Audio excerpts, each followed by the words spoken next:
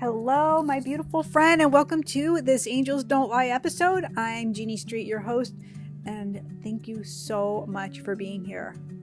Today, I have a really fun guest. I know you're going to love her energy. It's just sparking. Like you're just going to feel it throughout your whole body. So, a beautiful soul. She is the creator of the ShaktiBomb method, and she takes people on journeys to really enliven and awaken compassion and embody creativity. So just lean in here with me. I know you're going to love this episode.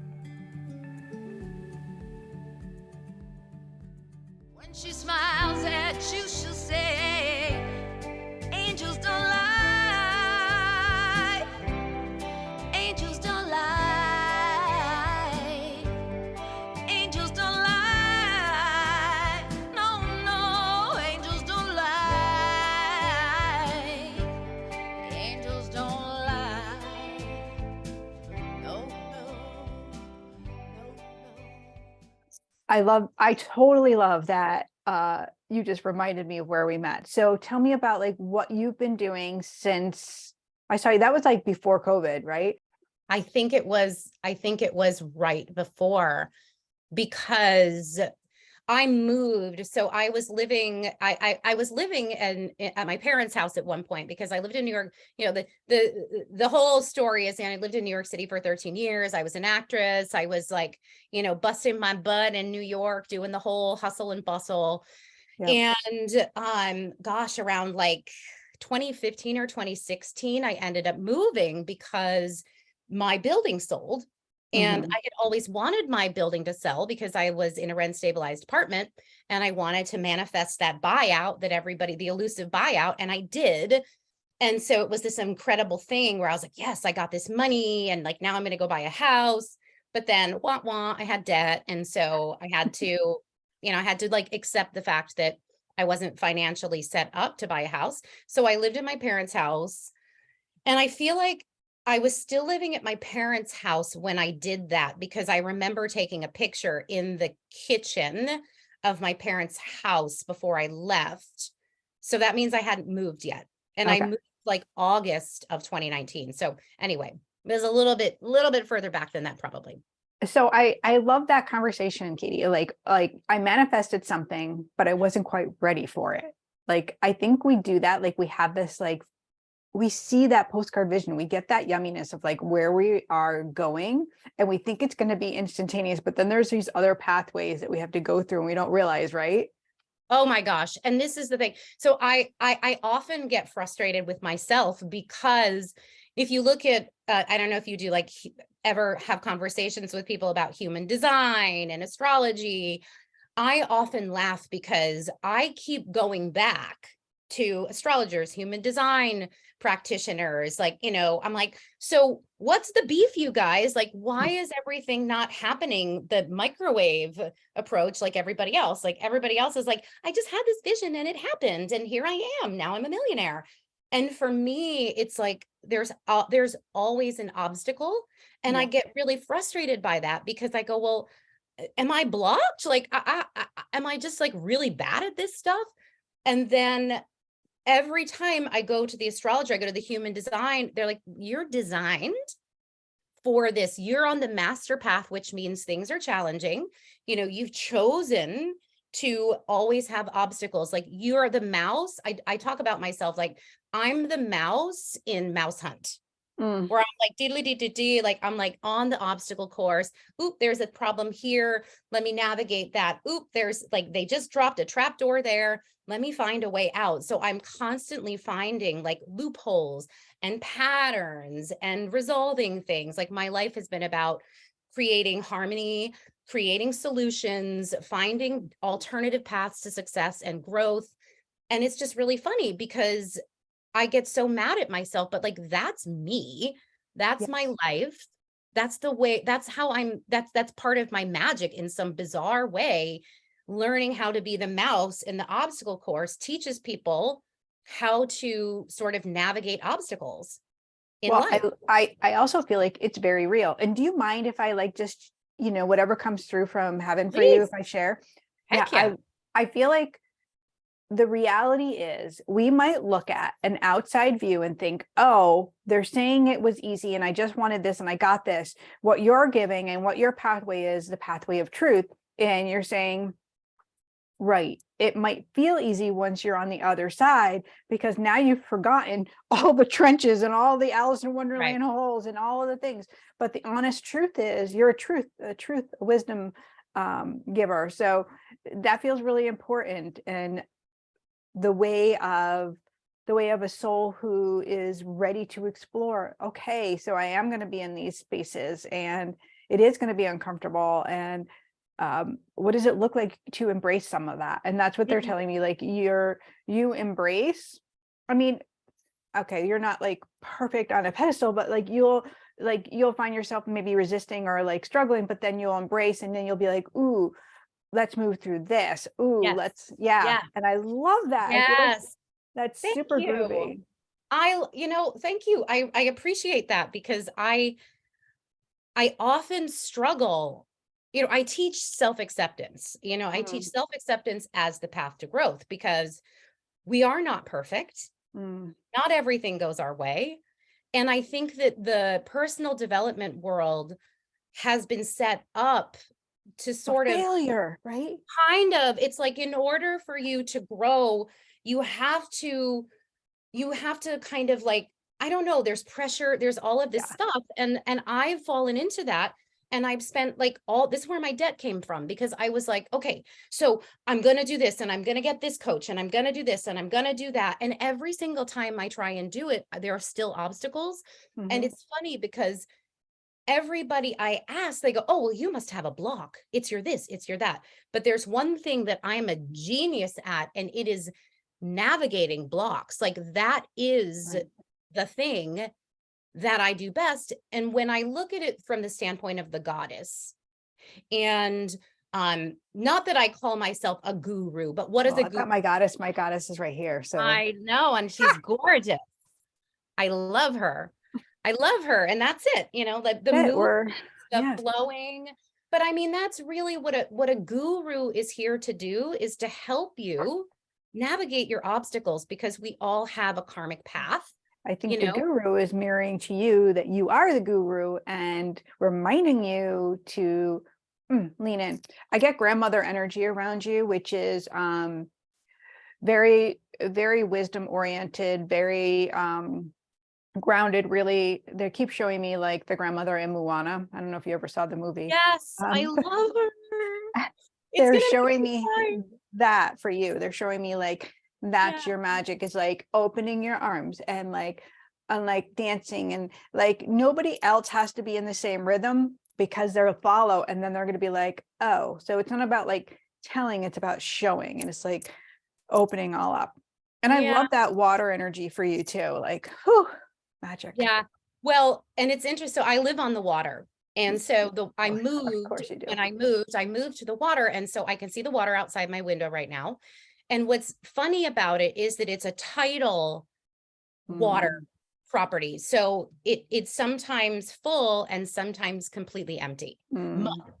So I live in a space that is sometimes overflowing and sometimes completely barren. And when it's barren, it's mud, it's mucky, it's icky, and I think that the grandmother, it's interesting, because I had two very different grandmothers, and the grandmother who was the sweetest one, she had a brain tumor, and she ended up in a coma when I was like 6 years old. And I will never forget the very last time I saw her, I said, Grandma, do you know who I am? Because my mother said, grandma's forgetting things. She might not recognize you. And it was in their house before she went to surgery. The surgery was supposed to be routine. It wasn't supposed to go the way it went. And they made a mistake. And she ended up a vegetable. And so I visited my grandmother in this very bizarre state for 5 years of my life. The grandmother that I loved, right? The one who was the grandmother Moana, like, loved me and just accepted me. And then I had this other grandmother who to me was the Wicked Witch of the West. She was Mm. my father's mother. She was an alcoholic. She was abrasive. She was judgmental. She was like nasty. She was very difficult. And so it's interesting that you bring up the grandmother energy, because I feel like I lost that as a Mm. child, and I wanted it so, and I was very, very I'm seeing this as I get older, the level of disappointment that I felt with myself, with God, I'm like, wait a minute.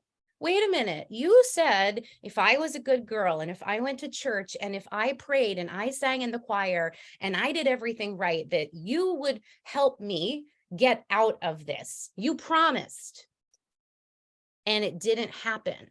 And I Mm. know that to me was like a knife in my heart, where I just like, I never forgave. I swear, like in a way, it's been very hard for me to forgive and forget. Mm. But Well, what you're not felt supposed to forget. Like, here's the no, no, cue. no. But I mean Right.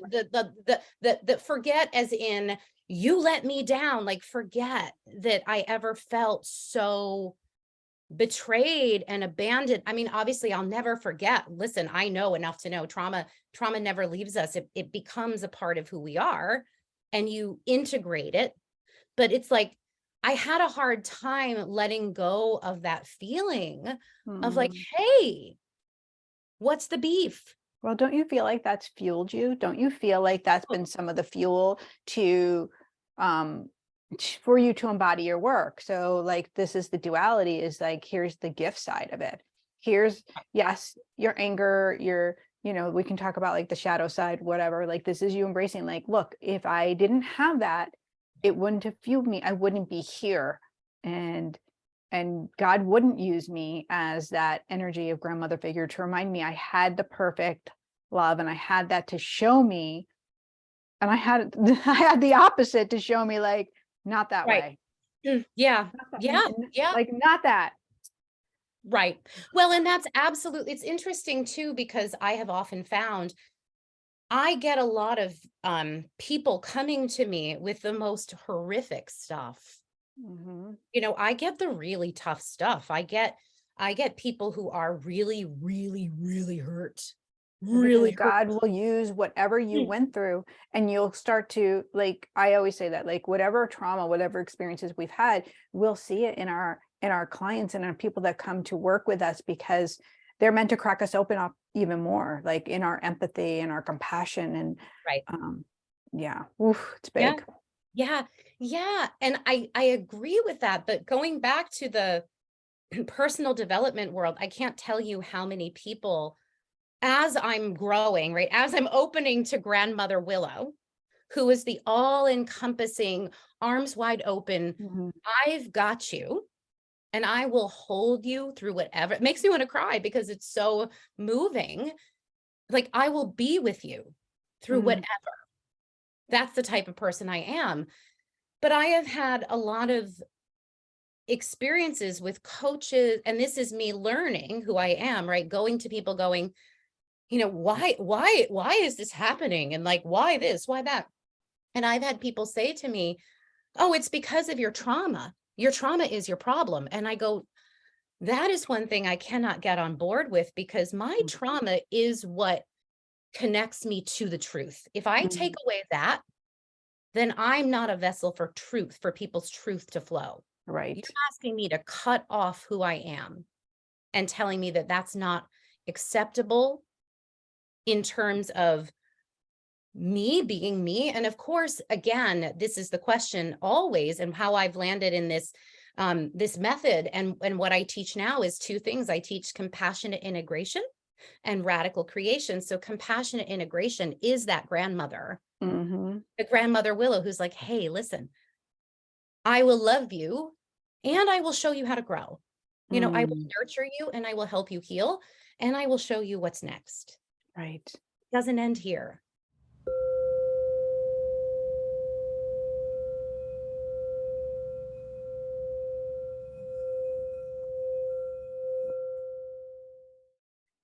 And I think what we've grown accustomed to and what's happening now in coming in this embodiment, as being a leader and to showcase, which is someone else doesn't have your answers, and you might think you need to fix something to fix it. And healing isn't about fixing or rearranging so you're like someone else or look different.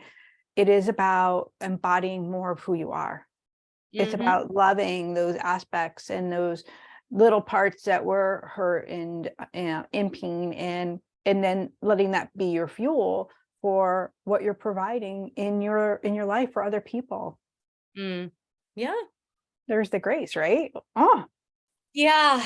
And this is it's amazing. See, when you say it and I hear it, even I go, wow, what a stunning human being, right? Like, what a gorgeous soul to be there for people. right. And then I go, no, that's you. Okay. That's you. Right. You are that person. There's no, like, I hear, it's been an interesting thing because I hear a lot of incredible feedback from people often, which is a lovely thing. And the feedback is like, you're a wizard. How did you do that? How do you do it? You're the most amazing person in every conversation. I feel more connected, and it's this magical experience. And it's funny because people say it often, but I feel like there's been this thing that I have done, and I'm always getting closer to, okay, so why have you chosen to go, not me. That's not me. You think it's me, but it's not me. Don't really say those things about me. You can say it, but I think there's as the embodiment drops in, the acceptance, the arms open up and receiving the truth, which is, hey, lady, that's you. And every single one of us, that is you. And you mentioned the guru showing, and I had a guru. I call him my teacher, but I had a man who was very present in my life who, when I met him, when I saw him, I felt very, like, I fell in love with him, not as a like sexual object, but as an embodiment of love. I just remember going, whatever that is, whatever he's doing, that I want to be that. I want to learn that. And so I did start to become it. And as I became it, I felt like there was more and more separation between us in terms of teacher student. And there was this evolution, this progression. And I talked about it when I did the talk at the event where I met you. I talked about this moment of drowning in my suffering, right? Like drowning in my sadness, because I was so overwhelmed by the hurt, the betrayal, the rejection. And it came from this moment where I felt like he had basically taken his arms away. And I was like, I'm going to drown. I'm going to drown. I'm going to drown. I'm drowning. You're not saving me. You're supposed to save me. You're, Right. And everybody, there it is right there. You're supposed to save me. You're supposed to save me, right? Right. Why aren't you helping me? And it was heartbreaking to me because what I saw in my vision was him with his arms folded going, then die. You're going to die, die. What are you scared of? I'm not saving you. So if you're going to die, do it. Do it. I dare you. And that was the lesson that really changed my life, because in that moment, I learned true surrender, which was, okay, acceptance. Down I sunk, down to the bottom of the sea, where I stayed there in the dark, feeling completely alone. And I remember being down there in this visualization, this experience, which was very visceral and real. And I went, so how long do I have to stay down here? Right. Okay. So I'm down here. And then what happened, which I will never forget, was I was filled with light. My body, like my whole self, like you see in Beauty and the Beast, and the Beast is like raised up and he's like, you know, coming with the light. And I felt this light, and it was so powerful that it came out my fingertips and my toes and my head. And all of a sudden, I woke up on top of where I had been before. Like I was on top of the mountain. And it was bizarre because it was backwards. It was like by dropping deeper into the sadness, the acceptance, the suffering, I let go. And in letting go, I was completely, I don't know whether you say ascended, reborn, transformed, you know, you can use whatever words you want, but I was liberated. Mm. And then I was at the top. I love this so much. At first, I love that we brought in Disney movies. Like, thank you. It's amazing because there is some magic, right? Like like our imagination, when tuned in to spirit, brings us to having these holy experiences that you cannot make up. You cannot, they are Disney, like they are creative, like, and if you look around the world and you look at the best creativity, you look at those movies and those books that really like go, oh my gosh, that was amazing.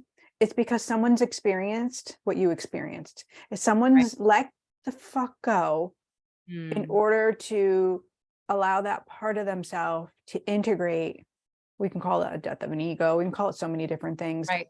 But it's the fall to the rise. It's the fall to our own demise of the things that we're struggling and trying to fix and change and shift, and it's surrendering into God's arms. It's surrendering into the peace of I'm okay. Right. Yeah. Because that's part of my journey. It's not the part that's going to anchor me into the past anymore. Right. It's going to fuel me. So tell me about like, what are you doing nowadays? Like, where's your work bringing you? And yeah. It's so I've created this method called ShaktiBomb, which is essentially the same process that I learned from my teacher. So watching him work, it's very similar. He used to call it the sword and the brush. And essentially what it is identifying what needs to be released and using that power to cut it away, to remove it, and then using the paintbrush to create and replace it with what you want. And so ShaktiBomb really is that same concept of remove and replace. And so if you look at what I call it, he calls it the sword and the brush. I call it compassionate integration and radical creation. So the process is always about helping you identify the things that need to be released, allowing them to be released and returned in the most beautiful way, absorbed into your being, and then transformed into something new. So we are learning how to literally constantly, I always say it's growth and healing at the same time, because there's no sort of finite end to either. And I think that's the thing that bums some people out, but makes me happy, because I know enough to know that I will never be completely healed or completely grown, because there's always room to heal and grow. There's always space. And so that's what's happening now is I've created this method ShaktiBomb, and I've been teaching it, and it has various tools. A lot of it is embodiment work and energetics. So we're combining various practices into one system that addresses the whole human. So we're working with the mind, the body, and the soul in one gorgeous experience. It's seamless, and it's doing all the things we want. So it's your shadow work, it's your neuroplasticity, it's your cellular healing, it's all of it via this method that really is quite magical. And it's really just the beginning, because I've resisted sort of taking ownership of this medicine. I've been like, no, it's not mine, but I'm the one who's created, the concept is there. But that's universal, right? Death and rebirth is universal. But you're the magic, right? So it might not be your signature, like you maybe not created the whole thing, but without you, the people that need it won't heal, because it is you, it is your voice, it is your energy, it's what you bring to it, it's your uniqueness, it's how God is working through you to shift even the frequency of it not being a sword and it being compassion. So without you, it doesn't exist. And so the power is, it is of your soul. Right. But we are so determined in our mindset to think that, we have to do these things and have these accomplishments, until we start to have that breakdown of, it doesn't even fucking matter. It just matters that if I'm loving myself even more every day and surrendering even more, that this yumminess is going to really serve humanity. Right. Yeah. Yeah. Yeah. And it's a way of life. It's a full practice. It's its own form of, it really is devotion. It's devotion to yourself. It's devotion to your body. It's devotion to your soul. And what's beautiful is that it can be taught through various different tools and practices. And that's the umbrella of what ShaktiBomb is it's a form of Tantra in itself, because Tantra is just a method of practice. It's a system that allows you to transform yourself. That's what Tantra is. And so I've built a system that is actually very much like a Disney movie. It very much is like that. It's like Mary Poppins. And I actually have one of my favorite practices, one of my favorite tools. I call it the Mary Poppins technique, because I teach you how to create an energetic hologram of what you would like to create in your life. And I teach you how to step inside of it, just like she puts them inside the chalk drawing, and it comes to life. And you experience it and you bring it home. You're never, it's a journey.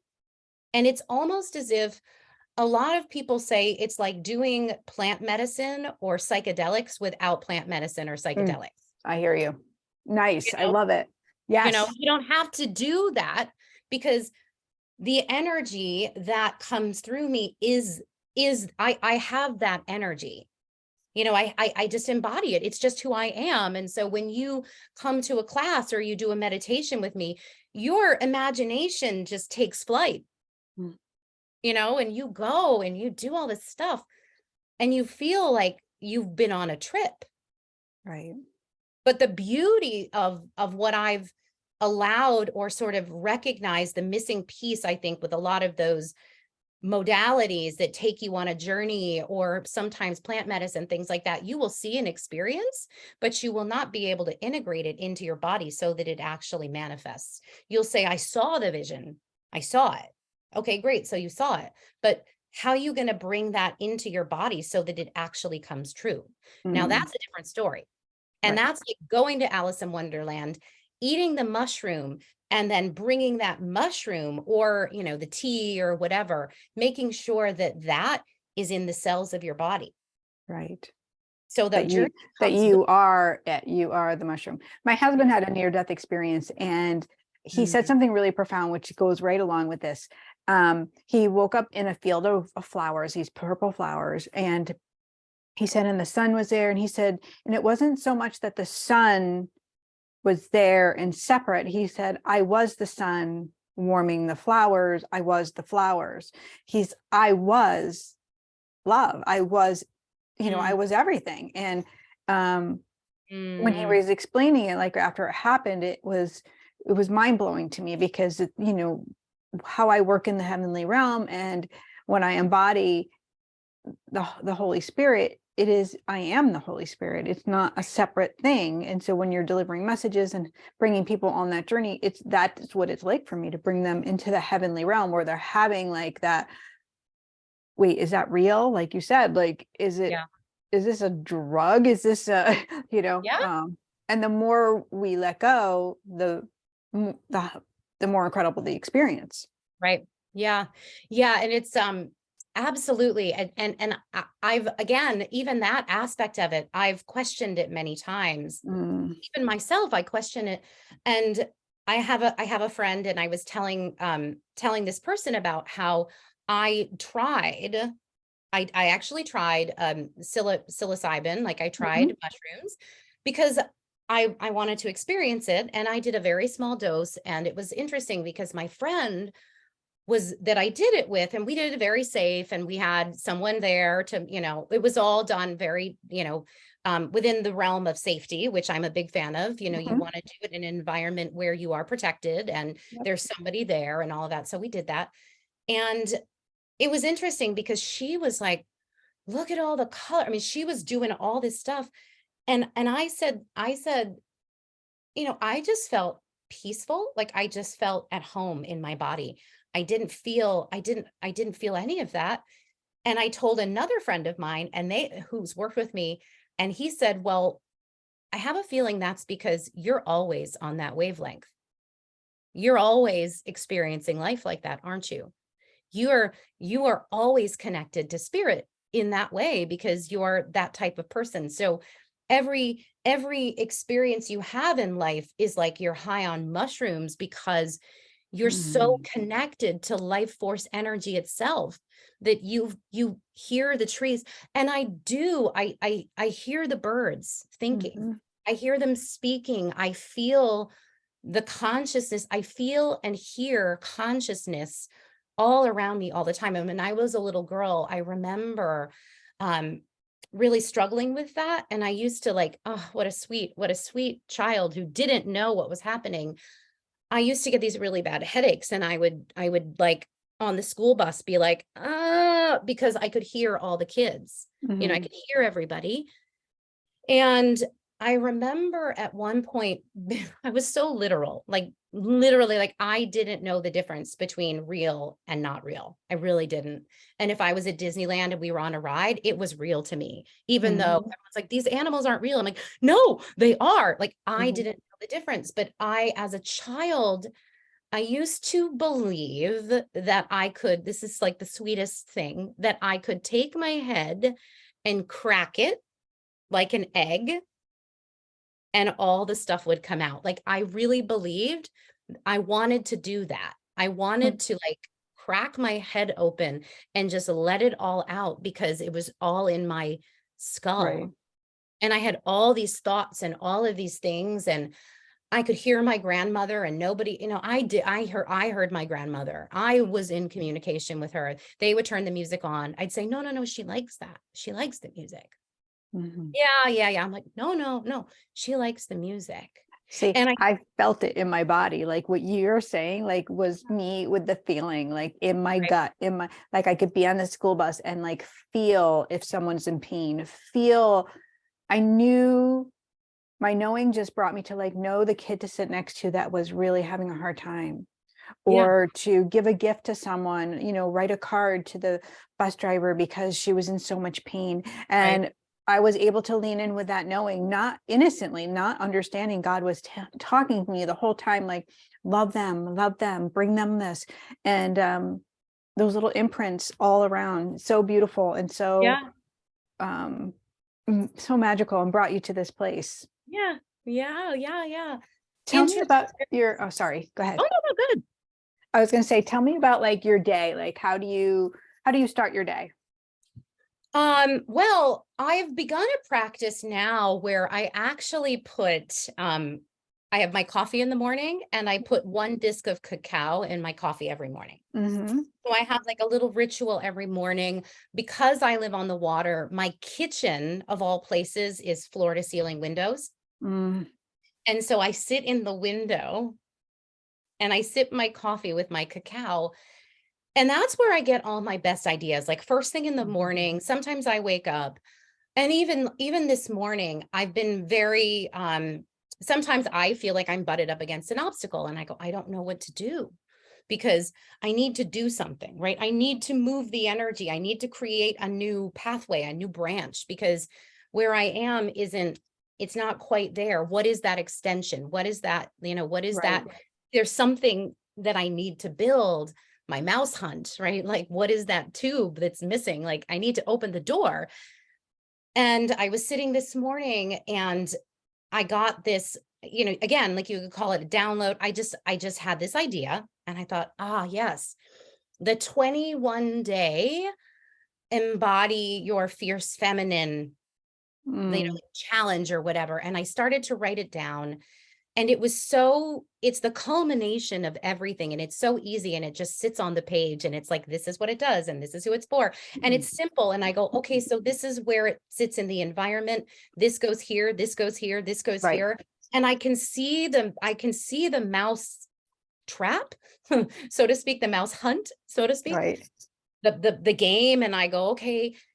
And it's when I feel the most peaceful. And so that's how my day starts. And then my days are I always struggle to try and make things predictable. I try to be that person that's like, first I'm going to do this, and then I'm going to do this, and then I'm going to do that. And this is how this is going to go. I always try to set my day up like that. And my life has never worked that way. I try to be sort of, this is my day. And sometimes, yesterday I went to the doctor, right? I made doctor's appointments. I did things I've needed to do, like get your mammogram and get your blood tests and, do all these things. So yesterday was a very literal day, a more scheduled day. And then today I'm back to this, we're going to do this podcast. And then I have clients and I'm going to teach my class and I'm going to like go for a walk. And, I'm going to start mapping out this 21-day program that I know needs to be built. And then I'm back in the creative flow again. And it's always this, and it's a constant struggle for me because I get mad at myself because that's how I'm really designed. Like I teach these embodiment fitness classes in Westport 5 days a week, and people observe me there and they go, you're very driven. You're type A. And I go, well, I am, but I'm also not. Like on the surface, you see a woman who's a go-getter, who's like every day, like I'm Mary Tyler Moore. I'm like, I'm gonna make it. Every morning I wake up, let's go world. And then I go out in the world. And then I'm all of a sudden Bridget Jones. And I'm ready, right? And I'm like, here I go. It's my flash dance moment. I'm ready. And then a truck drives by, splashes me with mud. And I'm like, damn, I was so ready. It was supposed to be my moment. Now I'm covered in mud. Now I got to go clean myself off. Do you know what I mean? And it's just like, that is my life. And I think it will always be my life. And I think that what I'm learning through this conversation today, as I'm sharing this with you, is like, hey, you know what? That's kind of fun. Isn't it fun that you can, get up and put yourself out there and then have the best time falling in the mud? If you fall off your paddleboard and you get dirty, you just clean yourself up. Isn't that more fun than trying to keep yourself locked up and in control and perfect all times? Because lady, that's not you. I always have food. It's amazing. I don't have food in my teeth right now. I always have food in my teeth. I'll do an Instagram and then I'm like, oh, I had mascara. I had like balsamic vinegar on the tip of my nose. Right. The whole word that you just said, which is something that I think a lot of energy sensitive people fall into, which is I'm trying, because there's this duality. You are in the light. You are a light worker. You move with the trees and the wind and the elements. And then in the physical world, it's to embody the physical part of a business. It does require skill. It does require a different type of energy, which we can get very lost in and forget our magic. So I feel like encouraging ourselves to stay in the magic, to not fall into the patterning of, because look, you're an energy reader, you read energy, you know it, and we can just totally be like, okay, so this has to be systematic, but what if that's the lie? What if that's not how it's supposed to be? And you dancing out the door with mud and being like, God is slowing me down. This is a gift because I'm going to get back in that playful energy and then show up embodied in everything is happening for me. There isn't a problem. This is the universe supporting me. And the more I am me, the more I'm embodying that, the easier life is. Right. Yeah. And you're 100% right. And it's I had this realization with a client of mine last week, and I said, you know what it is? It's right brain, left brain. Mm. And I said, it's like, you can either open this, like, you know, the door on the left or the door on the right. And the door on the left is dark. You know, it's like, it's your strategic, this is me, but I think it's a lot of us. It's this habitual patterning that's like, oh, I have to open this door, right? I have to. Right. And then there's this other door and you open it and it's Wonderland. And I'm actually designed to open the door to Wonderland. I am Wonderland driven. I am made of Wonderland. I'm more Wonderland than I am, you know, masculine. Let's go. I'm really not like that. But sometimes I forget, and listen, I'm a human and I've been very hard on myself. I've been very, you know, grandmother 1, grandmother 2, right? Grandmother 1 was an artist. She was a painter. She was a gorgeous, you know, painter, and all of the people on that side, the other ones, they were farmers.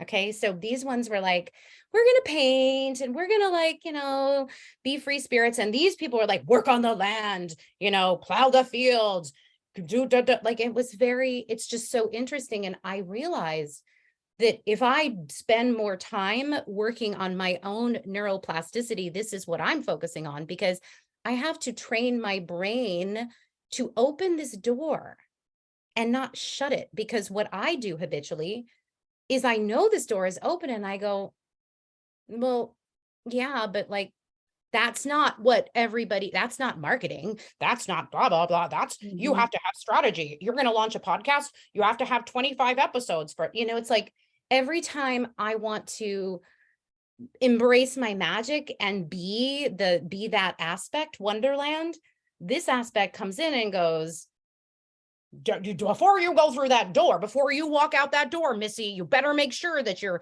covered up, you know? And it's that, like, control. So I love this. I think this is so good. And I want to dive in. I just want to go in for one second with you, because I have this duality of both sides of your family, and like the creative flow and the loving grandmother and the nurturing grandmother. And then I have the flow from the grandmother that was more harsh and the more, you know, but where life led her to become that harshness. So if I'm going back in the lineage on that side, and this anchoring of, we must follow rules, is rule followers.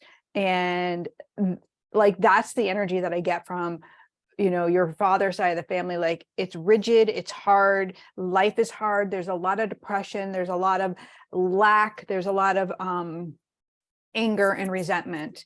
And I feel like what's come in for you in this lifetime is this full on compassion to know, like, it's coming through in order to heal. It's coming through to come into this semblance of, we no longer have to live that way. And they're all working with you to undo that lineage of suffering, that there is lack, there is storyline, that there is, like, I even want to say, like, it's the government's fault. And I just feel like everything is someone else's fault, to hear, which is, everything is happening for me, and I am a vessel of love, and let's play. And it's like bringing them both together. They're like showing me like a Barbie house, and like bringing both grandmothers in. And, you know, your harsh grandma wants to be your soft grandma now. Like, she totally wants to, and she already is, like, to embody her full potential, which she couldn't do in life at all. She just totally, like, was so angry when anybody showed any, like, light, because it just was like, no. But it also is like, like, I want to play, I want to be on. But earth is really important, right? The physical earth is important in your lineage, because that earth magic is what you tap into. and Right. they just forgot, and you're the fairy Yeah. that's waking that up. That's so it's interesting because on my father's side there were 3 suicides. So, Mm, and one of them was my grandfather, and they that's why it's so dense. they took his farm. The government did seize his farm. There's the government thing. Yeah, and so it was the government's fault. It wasn't his fault. Mm. He didn't do anything wrong. He had the farm, he loved it. They came in, they wanted to build 95 through Milford. They took his farm. And So look at this energy, like that's what they manifested yeah, in their anger, in their frustration, in their lack of loving of self, and it just brought in that manifested. I'm not yeah. saying it's right, I'm just saying like Well, yeah, and manifestations I mean, they happen. were, yeah, and they were, listen, they were, it goes further back than that because the lineage, I mean, if you look further back, they're Polish. Mhm. So there was all kinds of stuff that happened in Poland that where this goes all the way back to land was seized in Poland, like, Mm. there's on my father's side, that's the lineage, that's it. And I think that it's interesting because there was loss on both sides. Like my grandmother's family on my mother's side was incredibly wealthy. They lost all their money um, in the Depression. I mean, they were incredibly wealthy. They lost all their money and they became farmers also, but they were happy farmers. They were happy farmers. Mm. And then my other side, they were angry farmers. They were So unhappy. I love you bringing this into, especially where you're living, is to create a balance for both lineages to have joy in this new thing. So I don't know if you actually plant a garden or if you have plant, but it feels like merging the two and playing with them and inviting everybody in to come together. There's no more, they're saying there's no more separation. There was a lot of separation in terms of like pulling you from one side to the other. It wasn't like there was like getting along or nurturing, and they really want that, like both sides want to see this this super balanced energy, and because that's going to nurture you and help you to I want to say restore, it's restorative within your body. So Yeah. there's not this two parts of you. It's like, no. Yeah. Oh, yeah. Yeah. I mean, listen, I have always known my left side is, I had to have a dental implant once. I got hit by a car on my left side. Like my left side's taken a real beating. My right side is fine. My left finger got cut off. It's all my left. My left has been beat to crap. My right has been fine all this time. And so it's interesting. So this is your spring. This is your spring. Right, right. And I understand too, when you look at the work, and so this is what makes so much sense too, and why I love this also is because I've created these workshops and I call it Mad Witch, Bad Bitch. And so Mad Witch is your wild creative side. That's your joy. It's like your Cyndi Lauper, right? You're like, I'm wild and free and I'm me and I'm going to do what I want and be Right, happy. right. Right. It's like that aspect, joy, happiness, all of that. And then Bad Bitch, I see it more as when people hear it, they're like, oh, bad, angry. And I don't see it as that. I see it as like mama bear, fierce, powerful boundaries. And I think that that's the imbalance that has happened is within myself and within a lot of us. It's like this part, we see the wild creative self as frivolous and unimportant. And so she runs away. Right. So she takes off to heaven and she's like, bye, see ya, I'm going to live on a cloud. And then the bad bitch is like, I shall forever live in hell. Do you know what I mean? So it's like, here I am in the middle, the embodiment of both aspects, trying to be a human on earth. And I'm being pulled this way to heaven and this way to hell. And it's like, it's interesting. If you look at my birth chart, my astrologer has said that, she goes, no, you really went for it. You really went for it. I have a Scorpio moon at 0 degrees, which is the deepest, most intense embodiment of emotion that's available. like 0 degrees, like the bottom of the bottom of the bottom of the well. And then at the very tippy top of my chart, opposite is Chiron, which is the master healer. And it's nestled with Sedna and Vesta. All the goddesses are hanging out up there with Chiron. And then there's this brooding deep self. So it makes sense as you're saying this, why I have always felt like I'm being pulled apart by two wild horses. And this one wants to be wildly happy. And this one is convinced that we shall forever live in hell. And it is Persephone, because she was both. And now you're just going to bring them together.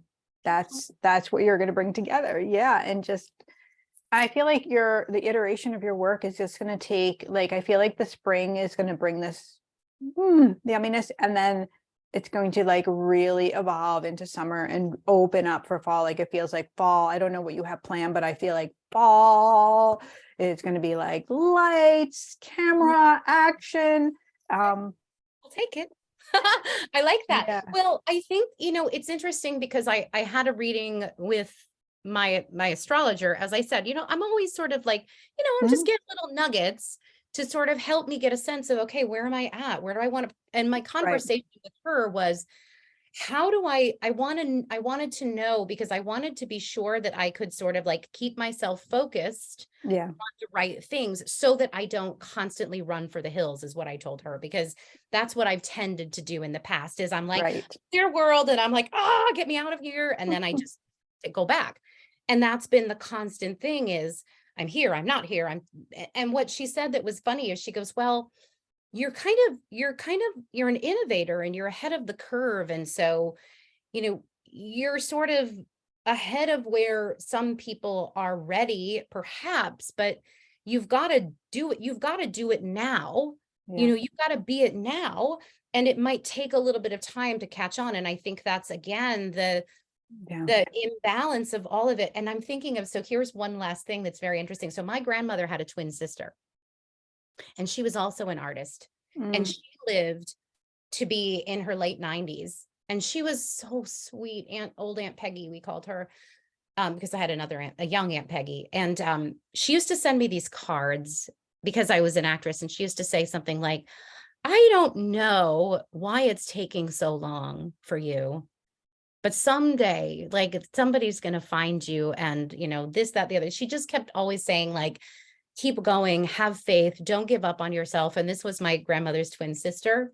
And I think that's this sort of overarching message. And I continue to put out there what I'm doing. So, Mad Witch, Bad Bitch is a workshop that is available. I'm going to launch the 21-day Embodying Your Fierce Feminine. We're going to get that up, so there'll be a nice flow. And then the Creatrix Coven, which is sort of my school for embodying these two aspects of yourself and learning how to live from this space. And it's all open now. It's just that I feel like, as with anything, right, you have to give it some time to really grow, like a garden. And so where I'm at now is everything's available and it's open, and we're putting the pieces in place. But in order for it to really bumper crop in the fall, it has to, I have to plant the seeds now. Yeah. And this has been a really vulnerable space in this winter, like in general, of like this of coming in to rebloom. I know so many of my clients have felt that too. Like, it is the age of the healer. It is what the angels are calling like the heaven now. We're experiencing healing here like we've never felt before. We're purifying in real time. And the more we're experiencing that, the more light, the more love, the more God energy is going to be on our planet. And so that does take this coming in, falling apart, and then nurturing and reopening and rebirthing. So yeah. And it is. And also when you look at the astrology, Pluto, so Pluto is the Lord of the underworld, and he is the one that will always pull you down into the basement, right? He's the death guy, and he's the death card. And he's like, hey, you haven't surrendered to this yet. You haven't done that yet. And Pluto takes 250 years to move. So to make a full cycle. And so this is a big time for a lot of us because it's the oppression, the depression, the oppression that was once there is the grip is being loosened. And I happen to have had the glorious honor of having Pluto spend a lot of time with my Venus, and my Venus is my inner CEO, my feminine leader. And it's been this constant battle between the two of almost as if I feel like where I'm at and what I'm understanding is the liberation, because there's a moment where it's in Beauty and the Beast. It's in all of them, right? Belle chooses to come back, right? She's not under duress. She's not prisoner. She leaves and comes back on her own. And Persephone does the same thing. She leaves and comes back because she wants to. And that's kind of where I think I'm coming to, is that whatever I'm choosing for myself. Right. At this point. That's the biggest message right there. Choose it for yourself. Right. Oh, yeah. Well, thank you so much for joining me. We want to tell everybody quickly like how to find you. And I know we'll put everything in the show notes so they'll be able to quickly connect. Yeah, basically, Instagram is my jam. So my handle is at I am Katie Kozlowski. You can always come over there. You can send me a DM if you heard something you loved and you want to connect. My DMs, my inbox. I love connecting with people. I love hearing about, what's resonating and things like that. And so there's that. And then there's my website, which is my name, katiekozlowski.com.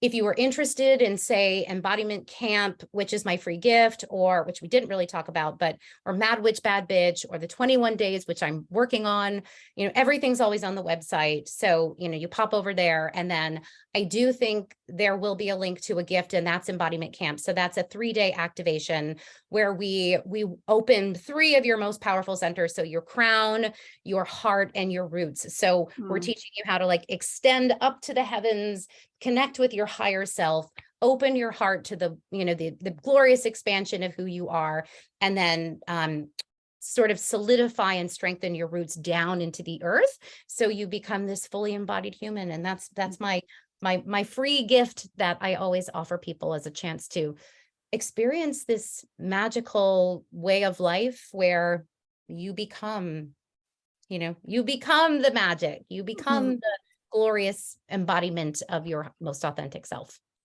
Well, this has been magical. Such a great conversation. Thank you so much. Thank Such an you. honor to be with you, hanging out with you. Beautiful. I loved it. All right, my friend, I hope that you really took away some yumminess. Please let me know in the comment section, or you can send me a message, a DM on Instagram, and also Katie one. Let us know what you're taking away from this episode. And if you're really interested in coming and seeing me in person and being in the presence of the Holy Spirit, I'm going to invite you to come on over to my website, to GenieStreet.com/events, and check out all of the in-person events that I have going on. All of these experiences are going to be limited to 10 people at each one to ensure that you get the full bounty of the reading and the energy that God is offering in that moment. So I'm really excited to step into this new way of working. What God has shown me is going to just really, really help people to step into their own great gifts and really receive so many more miracles. I'm so excited about it. Tickets are available on my website under GenieStreet/events. And I know you're not going to want to miss this. It's really, really phenomenal. So I cannot wait to see you there. I hope that you have a really beautiful day and give yourself a hug. God loves you. God bless. You'll never worry or fear. Her love is special when she is near. The pain relieves the ties to the past. Her loneliness fades away. Angels don't lie. Angels don't lie.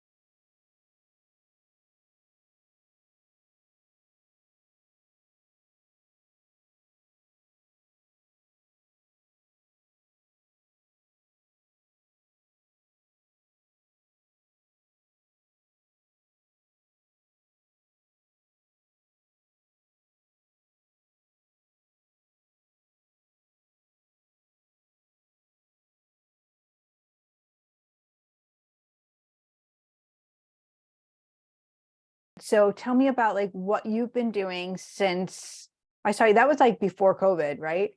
I believe. I think it was right before, because there were no restrictions. Right. And I think, honestly, I think it was February. It was like right before COVID. February 2020. Okay. Yeah, probably, because right around when COVID happened, there was like a series of events. So I did that. I spoke at that. And then I took off to Maui. And when I came back from Maui, COVID basically broke out while I was in Maui, and I came home Okay. to like chaos. So that would make sense. It was definitely pre-COVID, because Right. we were there and there were no restrictions. Yeah. But No, I don't- remember nothing like that. Yeah. yeah, but I don't think it was, I don't know. I'd have to go back and look. I bet you're right. It's probably early 2020, and if not late 2019, like Yeah, in that's the the other fall. thing I'm thinking, because I moved. So I was living, I was living at my parents' house at one point, because I lived in New York. You know, the whole story is, and I lived in New York City for 13 years. I was an actress. I was like, busting my butt in New York, doing the whole hustle and bustle. Yep. And gosh, around like 2015 or 2016, I ended up moving because my building sold. And Mhm. I had always wanted my building to sell, because I was in a rent stabilized apartment, and I wanted to manifest that buyout, the elusive buyout. And I did. And so it was this incredible thing where I was like, yes, I got